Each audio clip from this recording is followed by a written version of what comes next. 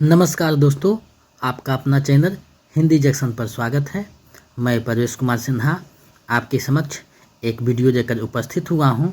अगर आप नए हैं तो चैनल को सब्सक्राइब कर दें और बेल आइकन को दबा दें ताकि आने वाला वीडियो का नोटिफिकेशन आपको मिलता रहे। दोस्तों, आज का जो वीडियो है वो स्टेट बिहार 2025 का जो ऑनलाइन हो रहा है उसी से संबंधित है, पेपर 1 से।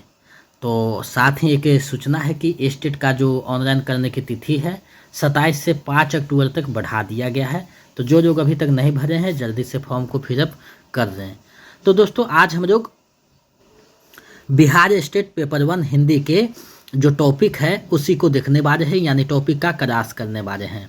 तो आप लोग इस टॉपिक के अंत तक बने रहिएगा, एक एक पॉइंट को अच्छे से देखिएगा और अंत में जो MCQ है, PYQ है, उसको भी देखिएगा कि प्रश्न कैसे पूछा जाता है। तो चलिए देखते हैं आज कौन सा टॉपिक को देखने वाले हैं। तो दोस्तों, जैसा कि आप देख पा रहे हैं, संधि प्रकार सहित, यानी आज का जो टॉपिक है वो संधि है। आपके सिलेबस में पहला टॉपिक लगा हुआ है संधि, तो उसी को प्रकार सहित हम लोग जानेंगे। संधि क्या है, कितने प्रकार हैं, संधि का क्या नियम है, कैसे जो है ये बदलते हैं, इन सारी चीज़ों को इस वीडियो में हम लोग देखने वाले हैं। अगर आप Bihar state paper 1 Hindi TGT का तैयारी कर रहे हैं, यानी 9 to 10 का तैयारी कर रहे हैं, तो ये वीडियो आपके लिए खास होने वाला है, महत्वपूर्ण होने वाला है। साथ ही अगर स्टेट पेपर 2 का कर रहे हैं तो उसके लिए भी खास होने वाला है, क्योंकि संधि पेपर 2 के सिलेबस में भी पढ़ना है।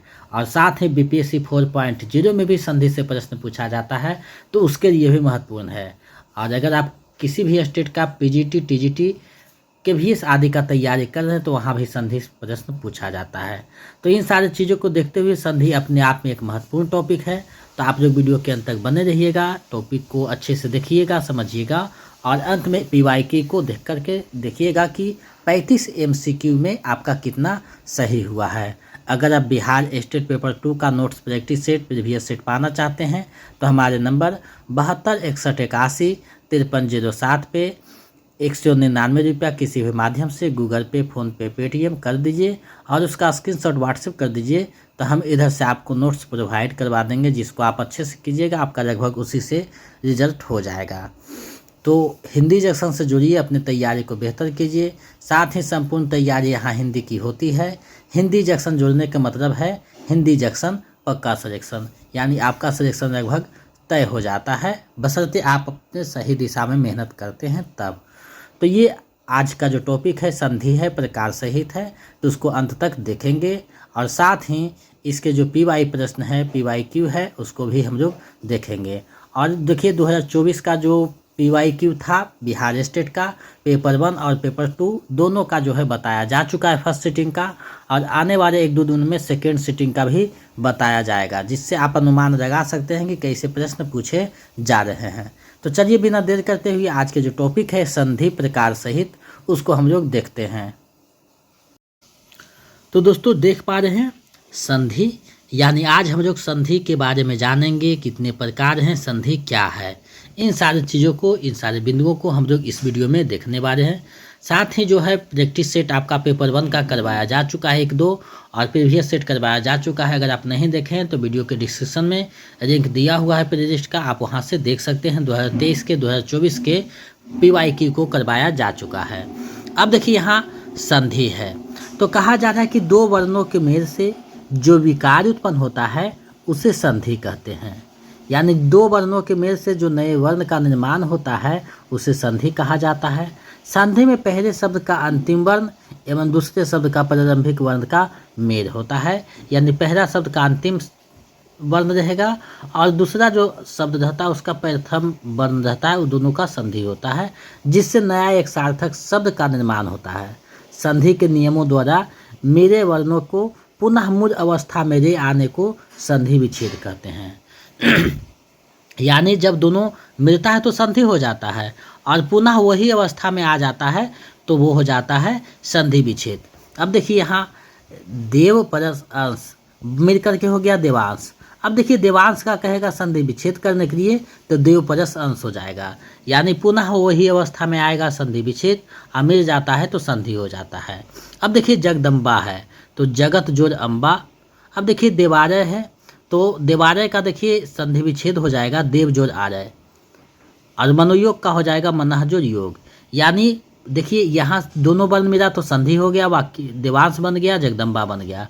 और फिर देखिए देवारय जो है संधि, वहाँ जो है इसको विच्छेद किए तो देव जोर आए, मनोयोग का मनः जोर योग हो गया। तो देखिए संधि हो गया और फिर संधि विच्छेद हो गया। तो ये आप दोनों रूप देख सकते हैं। इसी प्रकार से एग्जाम में यहाँ से प्रश्न पूछा जाएगा। आगे बढ़ते हैं। आगे देखिए कहा जा रहा है इसी संधि के भेद। तो वर्णों के आधार पर संधि के 3 भेद होते हैं, यानी संधि के 3 भेद हैं, स्वर संधि, व्यंजन संधि तथा विसर्ग संधि, जिसको हम इस डायग्राम से देख सकते हैं। यानी संधि के भेद स्वर संधि, व्यंजन संधि और विसर्ग संधि है। अब यही तीनों संधियों को हमको विस्तार से देखना है, जिससे कि एग्जाम में प्रश्न जहां से पूछा जाता है। तो आप लोग वीडियो के अंत तक बने रहिएगा, क्योंकि एक एक पॉइंट आपके लिए महत्वपूर्ण है। तो सबसे पहले हम लोग स्वर संधि को देख रहे हैं। तो कहा जा रहा है कि 2 स्वरों के मेल से उत्पन्न विकार अथवा रूप परिवर्तन को स्वर संधि कहते हैं। यानी 2 स्वर जो मिलता है तो आपस में जो विकार उत्पन्न होता है या उसका रूप जो परिवर्तन होता है उसे स्वर संधि कहते हैं। अब देखिए स्वर संधि के 5 भेद हैं। दीर्घ स्वर संधि, गुण स्वर संधि, वृद्धि स्वर संधि, यन स्वर संधि और आयादी स्वर संधि, जिसको आप ये डायग्राम से देख सकते हैं। दीर्घ, गुण, वृद्धि, यन या आयादी। अब जो है सभी को एग्जाम्पल देते हुए देखते चलते हैं। तो सबसे पहले आता है दीर्घ स्वर संधि। तो हम लोग दीर्घ स्वर संधि को सबसे पहले देखेंगे, बारी बारी से सभी को देखते चलेंगे। तो दीर्घ स्वर संधि कहता है कि 2 स्वर्ण मिलकर दीर्घ हो जाते हैं। यानी 2 स्वर्ण जब मिलते हैं तो दीर्घ हो जाते हैं यदि अ, आ, ई, उ और ई के बाद वे ही ह्रस्व स्वर या दीर्घ स्वर आए तो मिलकर दोनों क्रमशः आ, ई, उ और ई हो जाता है। यानी जैसा आगे है वैसा पीछे भी रहेगा, या कोई उसके साथ दूसरा स्वर आएगा तो क्या हो जाएगा, दीर्घ आ जाएगा। जैसे अ और आ मिलकर के आ बना। अब देखिए अन्न जो अभाव, अन्नाभाव हो गया। आ और अ मिलकर के आ बना, जैसे विद्या जो अर्थी, विद्यार्थी। ई और ई मिलकर के बड़ी ई बना, जैसे गिरी द्वयोर इंद्र यानी गिरीन्द्र। बड़ी ई और छोटी ई मिलकर के बड़ी ई बना, जैसे मही जो इंद्र, महेंद्र। उ और उ मिलकर यानी छोटी उ मिलकर के बड़ा उ बना, जैसे रघु जो उत्तर, रघुत्तर। बड़ा उ और छोटा उ मिलकर के वधु जो उत्सव, वधुत्सव। अ और आ मिलकर के आ बना, जैसे शिव जो आर्य। तो ये यहाँ देखिए विस्तार से सारा जो है समझाया हुआ है, आप इसको देखिएगा तो समझ में आ रहा है। यानी छोटी ई या बड़ी मिले तो पर भी बड़ी होगा, या बड़ी ई या छोटी मिले तो पर भी ई में होगा।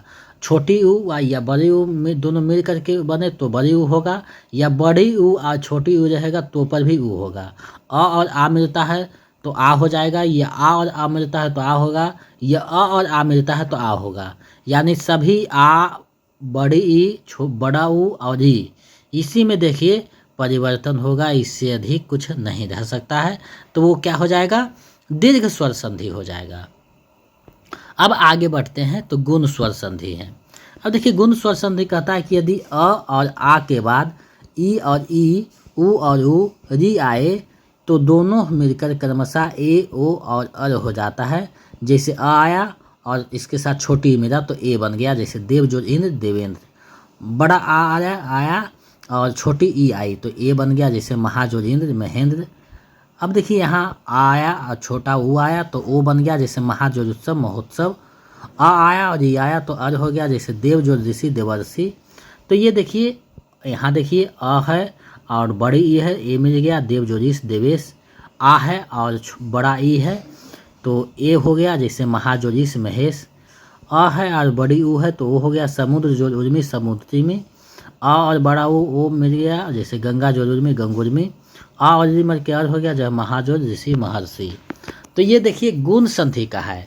यानी इसमें आ और आ के बाद बड़ी ई भी आ सकती है, छोटी भी आएगा, छोटी ऊ आएगा या बड़ी ऊ आएगा, या फिर री आएगा। ये पांचों वर्ण अगर दिखाई दे इसके साथ तो ये गुण स्वर संधि हो जाता है।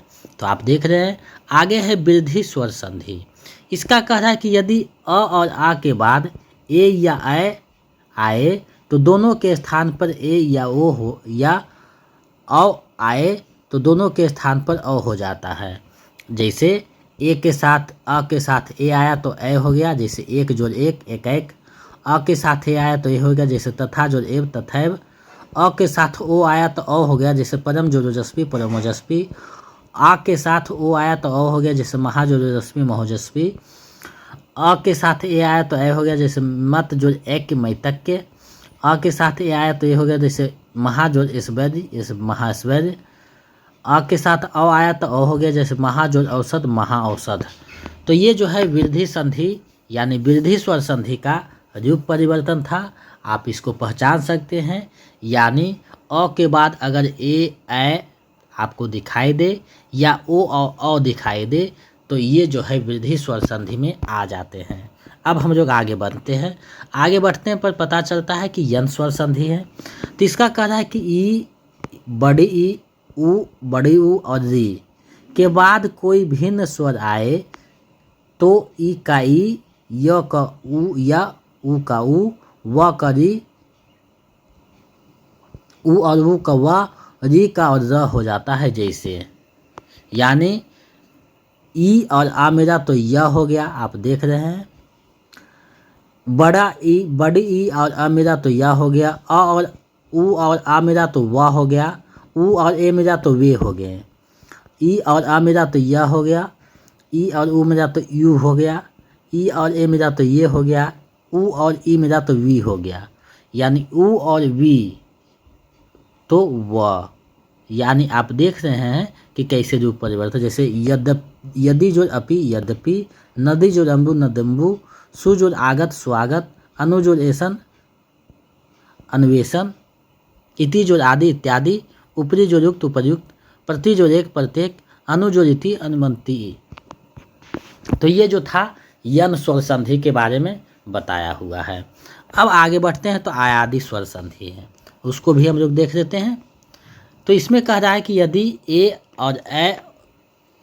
ए ऐ ओ औ के बाद कोई भिन्न स्वर आए तो ए का ऐ और ओ का अब और औ का आव हो जाता है।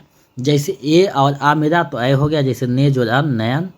पो जोड़ आ हुआ तो अव हो गया, जैसे पो जोड़ अन पवन। ए और अ मेरा तो आय हो गया, जैसे नए जोड़ ऐक नयक। औ जो आ मेरा तो आव हो गया, जैसे पौ जो अक पावक। तो ये जो था आयादी स्वर संधि का उदाहरण था, जिसको आप समझे। तो स्वर संधि यहाँ पे ख़त्म होता है। अब आगे हम लोग आते हैं तो व्यंजन स्वर संधि आता है। व्यंजन स्वर संधि का है कि व्यंजन से स्वर अथवा व्यंजन वर्णों के मेल से उत्पन्न विकार को व्यंजन संधि करता है। यानी व्यंजन वर्ण के साथ अगर कोई व्यंजन वर्ण मिल गया या कोई स्वर वर्ण मिल गया तो ये क्या हो जाएगा, व्यंजन संधि हो जाएगा। जैसे वाक जोरजार वागजार। अब देखिए क और जा मेरा तो क में आ की मात्रा है और क प्लस आ मिल गया।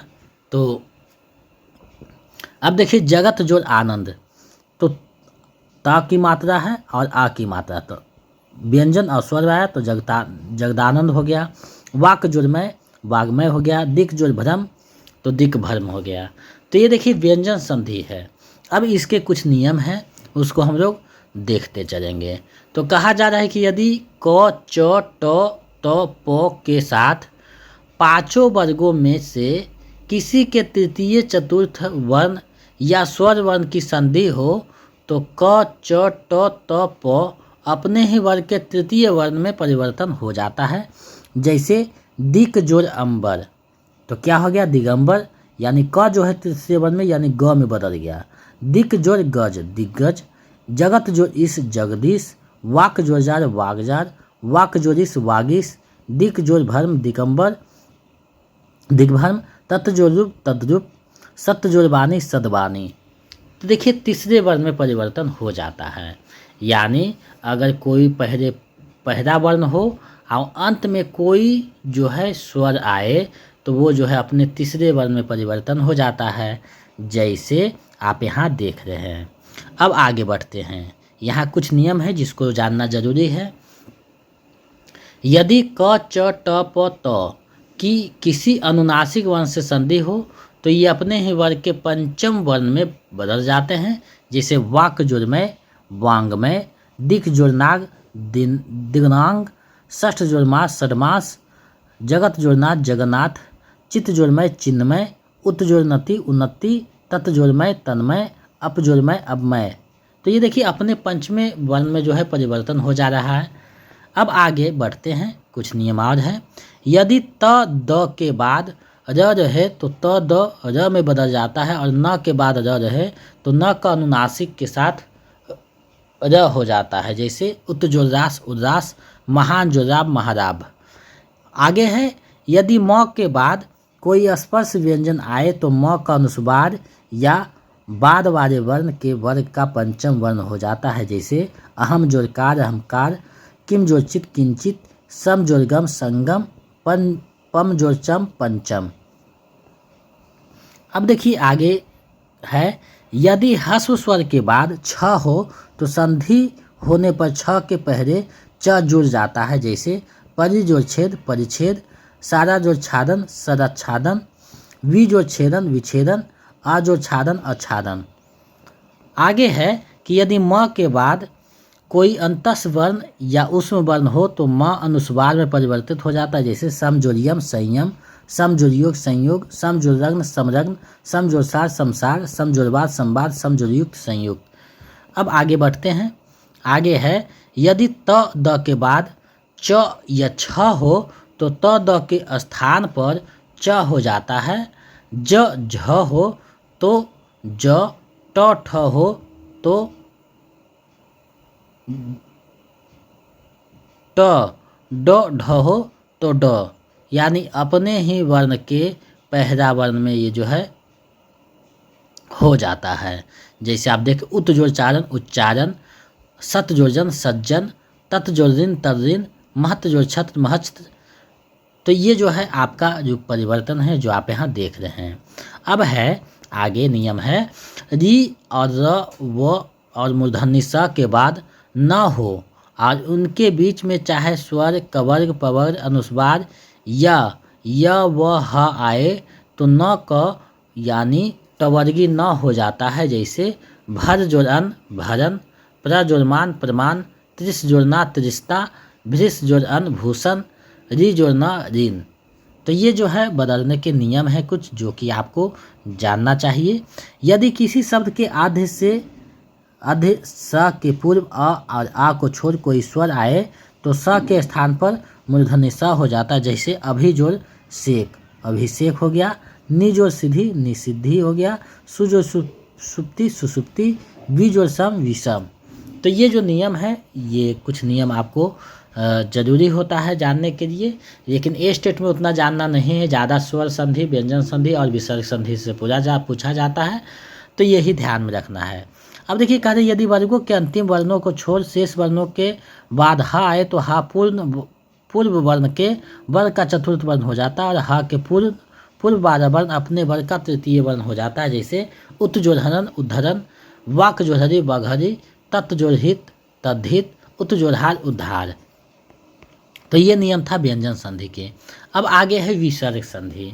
तो विसर्ग संधि का परिभाषा है कि विसर्ग के साथ स्वर या व्यंजन के मेल से जो विकार उत्पन्न होता है उसे विसर्ग कहते हैं, जैसे निह जोड़ चय निश्चय, निह जोड़ छ निश्चर, मनः जोड़ रथ मनोरथ, तेजह जोड़ मय तेजोमय। अब इसके भी कुछ नियम है। देखिए नियम आपको जब भी देखना है तो नियम बहुत कम पूछा जाता है, लेकिन हम लोग थोड़ा सा कुछ नियम को जान लेंगे। अब देखिए कह रहा है कि यदि विसर्ग के बाद च या छ हो तो विसर्ग का स ट ठ हो तो विसर्ग का मूर्धन्य स, त या थ हो तो विसर्ग का दंड सा हो जाता है। यानी च छ रहेगा तो तदावे सा, ट ठ हो तो मूर्धन्य सा और त थ हो तो दंड सा, जैसे निह जोड़ चय निश्चय हो जाएगा, चतुह जोड़ टय चतुष्टय हो गया, निह जोड़ क्षर निश्चर हो गया, धनु जोड़ टंकार धनुष टंकार हो गया, निह जोड़ तार निस्तार हो गया। तो आप देख रहे हैं कैसे जो है स का रूप परिवर्तन हो जा रहा है। आगे इसका नियम बताता है कि यदि विसर्ग के बाद पहले ई और ऊ हो और विसर्ग के बाद क ख प फ हो तो विसर्ग का मूर्धन्य स हो जाता है। जैसे निह जोड़ कपट निष्कपट, निह जोड़ कारण निष्कारण, निह जोड़ फर निष्फर, दुह जोड़ कर्म दुष्कर्म, दुह जोड़ कार दुष्कर, निह जोड़ पाप निष्पाप। तो ये आप देख पा रहे हैं। अब है यदि विसर्ग के पहले अ हो और विसर्ग के बाद क ख प फ हो तो विसर्ग ज्यों का त्यों रह जाता है। जैसे प्रातः जोड़कार प्रातःकार, पयः जोड़ पान पयःपान। तो ये जो है नियम है। अब देखिए ये नियम को विस्तार से आप लोग देखते चलिएगा क्योंकि 5-6 नियम है और तो उसको आप देख सकते हैं। अब देखिए जो नियम है वो आपको बनाने में जो है सुविधा होगा जब संधि विच्छेद बनाइएगा तब। अब देखिए अंतिम नियम कह रहा है कि यदि विसर्ग के बाद तदाबी सा दंड सा मूर्धन्य सा हो तो विसर्ग जैसा का तैसा रह जाता है। जैसे दुह जोड़ शासन दुशासन, निह जोड़ सार निस्सार। तो ये जो है रूप आपने देखा संधि का और यहाँ जो है प्रकार सहित बताना था, प्रकार सहित बताया है। लेकिन साथ ही हम आपको बनाने के जो है नियम बता देंगे जिससे आप अच्छे से पहचान सकते हैं और उसको जो है संधि विच्छेद कर सकते हैं या संधि विच्छेद को संधि कर सकते हैं। तो ये जो आप जब तक 2-4 बार प्रैक्टिस नहीं कीजिएगा, चीज़ों को देखिएगा नहीं, तब तक अच्छे से समझ में नहीं आएगा। अब हम लोग आगे बढ़ते हैं। MCQ है, वैकल्पिक प्रश्न है, उसको हम लोग देखते हैं। तो देखिए पहला प्रश्न है मदोन्मत्त का सही संधि विच्छेद है। तो मदोन्मत्त का हो जाएगा मद जोड़ उन्मत्त यानी मदोन्मत्त। तो विकल्प ग जो है सही हो जाएगा। तो इस तरीका से देखिए प्रश्न को हूबहू दिया जा सकता है। आप प्रीवियस क्वेश्चन को देखें तो कैसे प्रश्न को घुमाया हुआ है। विसर्ग संधि का उदाहरण है, ऐसा भी प्रश्न आया हुआ था। तो विसर्ग संधि का है उत जोड़ रास, ये तो व्यंजन संधि है। दुह जोड़ कर दुष्कर बिल्कुल सही है। दुष्कर जो है विसर्ग संधि है। अहम जोड़कार यानी ये तो व्यंजन संधि है। तो विकल्प ख जो है सही हो जाएगा। आगे देखिए कह रहा है कि स्वर के साथ स्वर मिलने से जो विकार उत्पन्न होता है उसे कहते हैं। तो उसे क्या कहा जाता है? तो उसे स्वर संधि कहा जाता है। यानी स्वर के साथ अगर कोई स्वर ही मिले तो ये जो है स्वर संधि हो जाता है। विकल्प क सही हो जाएगा। आगे बढ़ते हैं। आगे है नवोढ़ा का संधि विच्छेद है। तो नवोढ़ा का सही संधि विच्छेद क्या होगा? तो इसका हो जाएगा नव जोड़ ऊढ़ा नवोढ़ा यानी विकल्प ख जो है सही हो जाएगा। आगे बढ़ते हैं। स्वर संधि के कितने भेद हैं? तो ऊपर चर्चा किया जा गया है। स्वर संधि के जो है 5 भेद हैं जो कि ऊपर बताया गया है विस्तार से। विकल्प क सही हो जाएगा। उद्धरण शब्द में संधि है। तो उत जोड़ धरण उद्धरण यानी विकल्प ख हो जाएगा, व्यंजन संधि हो जाएगा। यानी जहाँ भी हरंत आपको दिखे ये व्यंजन संधि में आ जाएगा और हरंत नहीं दिखे तो स्वर संधि, और अगर कहीं विसर्ग दिख जाए तो ये विसर्ग संधि में हो जाता है मूलतः। कुछ अपवाद भी हैं जो कि नियम को फॉलो नहीं करते हैं तो उसको बहुत कम पूछा जाता है। अब देखिए विद्यालय का संधि विच्छेद है। तो विद्यालय का क्या हो जाएगा? विद्या जोड़ आलय विद्यालय यानी विकल्प क इसका सही आंसर हो जाएगा। आगे है प्रत्येक का सही संधि विच्छेद क्या हो जाएगा? तो प्रत्येक क्या क्या होता है? प्रति जोड़ एक, प्रति जोड़ एक यानी विकल्प ग जो है सही हो जाएगा। प्रत्येक का सही संधि विच्छेद प्रति जोड़ एक है। आगे है सर्वोत्तम यानी सर्व जोड़ उत्तम सर्वोत्तम। तो ये आप देख सकते हैं 9वां है। विकल्प ग जो है सही हो जाएगा। और ये जो है स्टेट पेपर जो 2024 में हुआ है 1 का, उसमें ये जो है डायरेक्ट पूछा हुआ है। तो आप देखिएगा हमारे चैनल पे जितने भी बताए गए हैं वहाँ से बहुत सारे प्रश्न हूबहू पूछ दिए जाते हैं। आगे है उच्चारण का सही संधि विच्छेद क्या होगा? तो उत जोड़ चारण उच्चारण आप देख रहे हैं। विकल्प ख जो है सही हो जाएगा। महोजस्वी महाजोड़ ओजस्वी महोजस्वी हो जाएगा। यानी विकल्प 11 का जो है क सही होगा। महाजोड़ ओजस्वी महोजस्वी हो जाएगा। तो इस प्रकार से संधि पूछे जा सकते हैं। देखिए ये बीपीएससी का क्वेश्चन है। आ के बाद ए हो तो ऐ और आ के बाद ओ हो, और अ हो तो अ होगा। यह परिवर्तन किस संधि में है? तो ये जो परिवर्तन है आप जब वहाँ बता रहे थे तो आपको समझ में आ रहा था कि यानी वृद्धि संधि का ये है, विकल्प ग जो है सही हो जाएगा।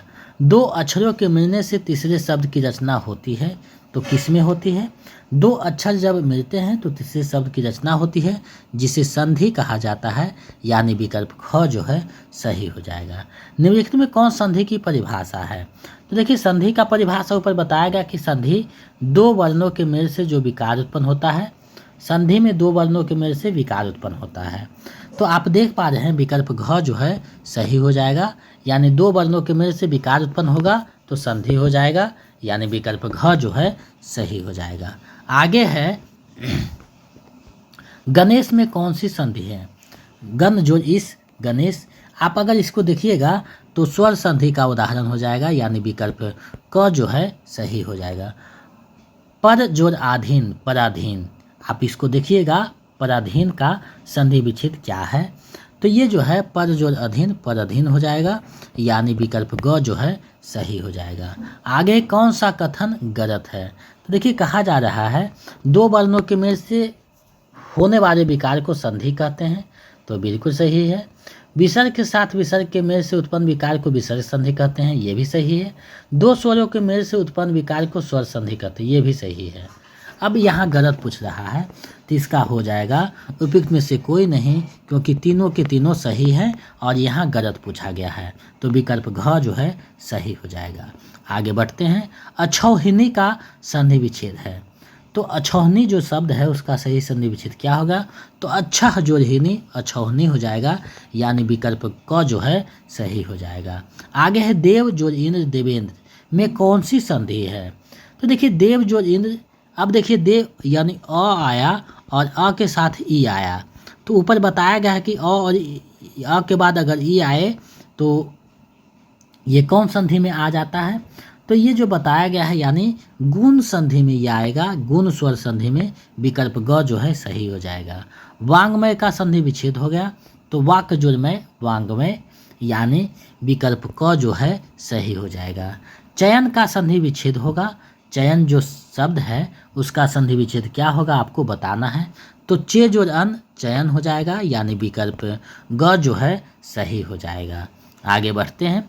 परिच्छेद यानी परिच्छेद में परि जोड़ छेद, परिच्छेद में कौन सी संधि है? तो देखिए परि जोड़ छेद है तो इसमें ई और ए की मात्रा है, ये जो संधि हो रहा है, तो आप इसको देखिएगा तो आपको खुद पता चलेगा ये, यानी री आ रहा है, री और ए आ रहा है, तो ये जो है व्यंजन स्वर संधि का उदाहरण है, यानी विकल्प ग जो है सही हो जाएगा। आगे है यशोदा का सही संधि विच्छेद होगा, तो यशोदा का सही संधि विच्छेद क्या होगा आपको बताना है। यशः जोरदा यशोदा हो जाएगा, यानी विकल्प ख सही हो जाएगा। व्यायाम शब्द में कौन सी संधि है? तो व्यायाम शब्द में कौन सी संधि है आपको पूछा गया है, तो इसमें यन स्वर संधि हो जाएगा। व्यय जो यम व्यायाम, तो ये विकल्प ख जो है सही हो जाएगा। स्वर संधि शब्द का चयन कीजिए, यानी कौन से शब्द में स्वर संधि है आपका जो वो चयन करना है। तो देखिए जगत जोड़ीस जगदीश, ये तो व्यंजन संधि हो गया। पर जोड़ उपकार परोपकार, बिल्कुल सही है, पर जोड़ उपकार परोपकार ये स्वर संधि का उदाहरण है, विकल्प ख जो है सही हो जाएगा। तो यहाँ ऑब्जेक्टिव प्रश्नों को आपको देखने से ये पता चलेगा कि कैसे प्रश्न पूछा जा सकता है, आपको तैयारी किस रास्ते में करना है, कैसे करना है। आगे बढ़ते हैं। विसर्ग संधि का चयन कीजिए। अब देखिए इसमें विसर्ग संधि कौन सा है, तो विद्या जोड़ आर्य विद्यालय, ये तो स्वर संधि होगा। नर जोड़ इंद्र नरेंद्र, तो ये तो आप देख पा रहे हैं कि ये तो स्वर संधि का है। नमः जोड़ अस्ते नमस्ते, ये देखिए विसर्ग संधि का उदाहरण है, विकल्प ग जो है सही हो जाएगा। आगे कह रहा है दीर्घ स्वर संधि का उदाहरण कौन सा है, तो देखिए दीर्घ स्वर संधि का उदाहरण आप देखिएगा तो विद्या जोड़ आर्थी, यानी विद्या जोड़ अर्थी, तो ये जो है विद्यार्थी सही हो जाएगा, यानी विद्या यानी अ की मात्रा है और अ के साथ आएगा ई,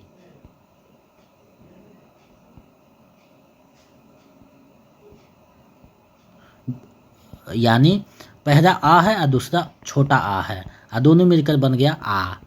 तो ये जो है ऊपर बताया गया था दीर्घ स्वर संधि का उदाहरण है, तो विकल्प घ जो है सही हो जाएगा। दयानंद का सही संधि विच्छेद क्या है? तो दयानंद का जो सही संधि विच्छेद हो गया, दया जो आनंद दयानंद हो जाएगा, यानी विकल्प ख जो है सही हो जाएगा। आप लोग वीडियो के अंत तक बने रहिएगा क्योंकि आपके लिए एक एक प्रश्न महत्वपूर्ण है। आगे है नरेंद्र का सही संधि विच्छेद है, तो नरेंद्र का क्या हो जाएगा?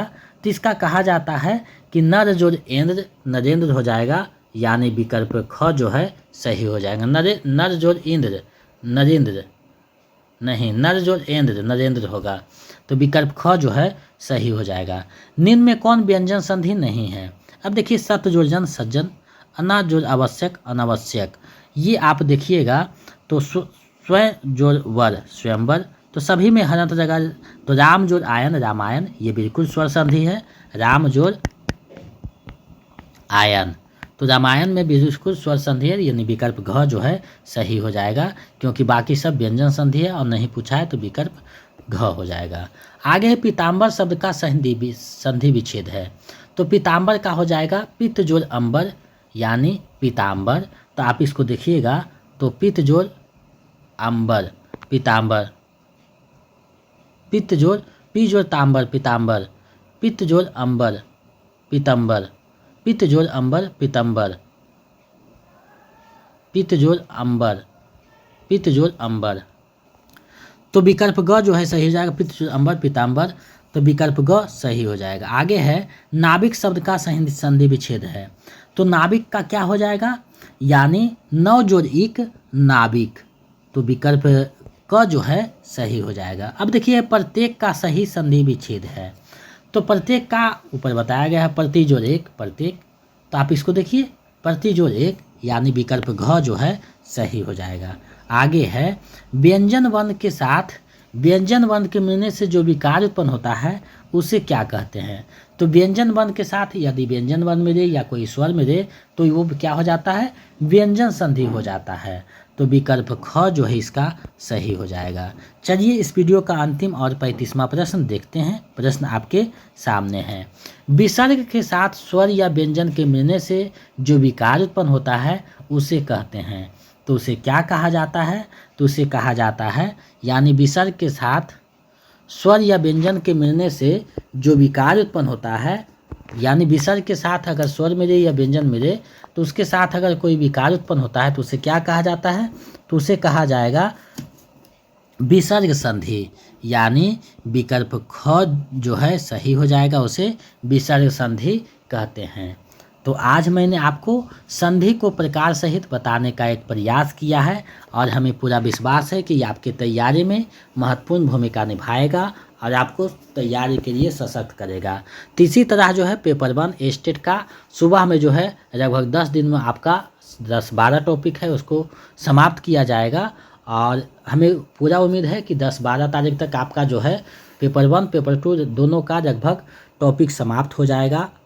हम जो है कोशिशरत हैं और आपके लिए जो है तत्पर है, तो आप जो है चैनल पे बने रहें और अपना जो है प्यार देते रहें। चैनल को सब्सक्राइब करें, बेल आइकन को दबा दीजिएगा ताकि नोटिफिकेशन आपको समय से मिलता रहे।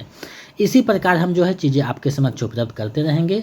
अगर प्रैक्टिस सेट आप नहीं देखें तो वीडियो के डिस्क्रिप्शन में लिंक लगा हुआ है प्ले लिस्ट का, आप पेपर 1 का प्रीवियस सेट प्रैक्टिस सेट देख सकते हैं, जिससे आपका तैयारी बेहतर हो जाएगा।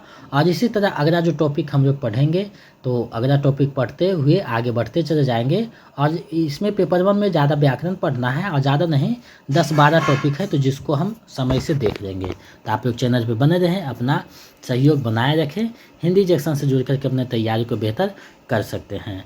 तो आज के लिए बस इतना है, मिलते हैं नए वीडियो में। जय हिंद।